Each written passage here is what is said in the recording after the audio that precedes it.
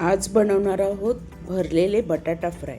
सोबत असा एक मसाला जो सगळ्या भाज्यांमध्ये जाणार आपल्या, म्हणजे जे भरीत करायचं ज्या भाज्या आहेत, कारलं, वांगं, टोमॅटो, बटाटा, ढोबळी मिरची आणि अजून काही तुम्ही भरून करत असाल त्याच्यात हा मसाला, तेंडलीसुद्धा ना भरून ह्या मसाल्यात, शेवग्याच्या शेंगा पण भरून अप्रतिम लागतात फ्राय केल्यावर.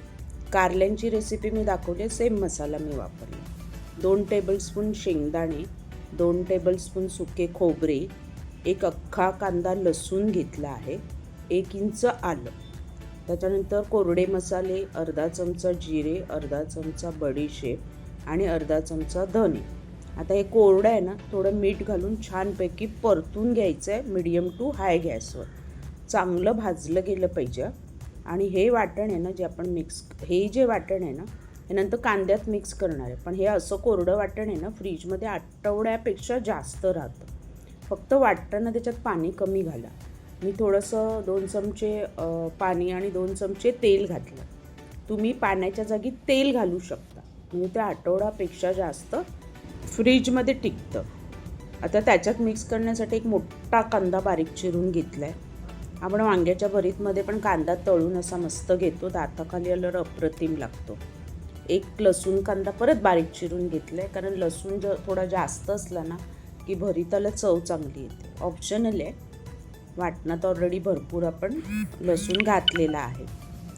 त्याच्यानंतर कढीपत्ता बारीक चिरलेला त्याच्यातच मिक्स करायचं आहे. सगळं छान गुलाबी रंगावर परतलं की आपला जो वाटलेला मसाला आहे तो त्याच्यात मिक्स करून घ्यायचा आहे आणि छान परतायचं आहे. परत एकदा चांगलं तेल सुटेपर्यंत आपल्याला सगळे मसाले परतायचे आहेत, म्हणजे त्याची चव अप्रतिम लागते.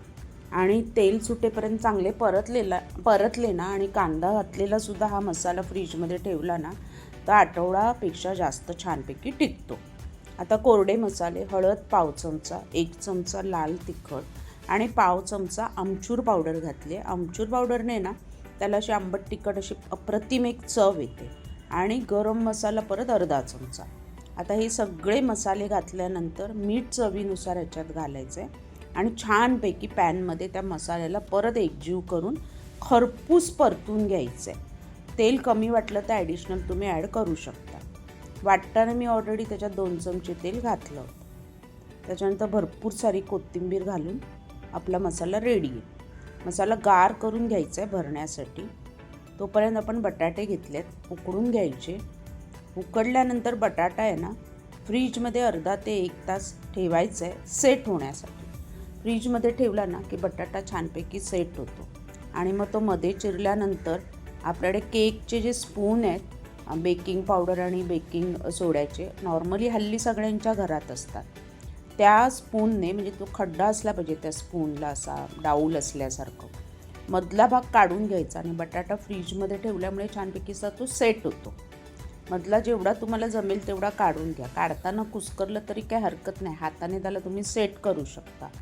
आणि आता हा काढलेला भाग आहे ना तोही आपण ह्याच्यामध्ये वापरणार आहोत. परफेक्ट बघा, आपला बटाटा तयार झाला आहे. दुसरा थोडासा काढताना माझा कुस्करला होता, पण मी त्याला हाताने व्यवस्थित सेट केला. आणि आता त्याच्यामध्ये सगळ्या बटाट्यामध्ये मसाला मस्त दाबून आपण रेडी केलेला भरून घ्यायचा आहे, भरिताचा मसाला. आणि आता असे सगळे बटाटे मी भरून घेणार आहे, छानपैकी भरायचं आहे. आणि आता हा उरलेला जो बटाटा आहे ना मधला, त्याला पण एकत्र करून त्याचा पण असं वाटी करायची, आपण मोदकाची करतो तशी, आणि त्याच्यात तो मसाला भरून घ्यायचा आहे. वरून मीठ घालायचं आहे, कारण बटाटा उकडताना जर मीठ घातलं ना तर मग बटाट्याला छान अशी चव येते. पण तरीसुद्धा वरून मीठ घाला, कारण बटाटा अळणी लागला तर मग ती मजा नाही येणार खाण्यासाठी. आणि आता ही जो चुरा होता त्याची मी वाटी बनवली. एकीकडे तवा ठेवला आहे, त्याच्यामध्ये तेल कडकडीत पॅनमध्ये ठेवलं आहे गरम करायला. मीडियम टू हाय गॅसवरती कुरकुरीत होईपर्यंत सगळ्या बाजूने असे छान हे बटाटे आपल्याला परतून घ्यायचे, शॅलो फ्राय करायचे तेलामध्ये. आणि इतके अप्रतिम लागतात ना. मुलं तर बटाटा तर सगळ्यांचा आवडता असतो. तुम्ही नुसते सॉस हिरव्या चटणीबरोबर खाऊ शकता, चपातीबरोबर खाऊ शकता, दाल राईसबरोबर खाऊ शकता. श्रावणात स्पेशली चमचमीत काय बनवायचं, काय खायचं असं थोडंसं प्रश्न असतो. अशावेळी असं काहीतरी चमचमीत बनवून खाल्लं ना तर आपली चव पण येते आणि पोटही मस्त भरलं जातं. अशावेळी माशांची आठवण येत नाही, तळलेल्या माशांची. तयार आहे मस्त आपला भरलेला बटाटा फ्राय चमचमीत झणझणीत मसाल्यात. गार्निशिंगवरून कोथिंबीर डेकोरेशनसाठी मी तव्यातच ती टाकते थोडीशी, म्हणजे थोडं त्याच्यात अरोमा येतो स्टीमने, म्हणून तुम्ही प्लेटमध्ये काढूनसुद्धा कोथिंबीर गार्निशिंग करू शकता. रेसिपी आपली तयार आहे, करून बघा या श्रावणामध्ये.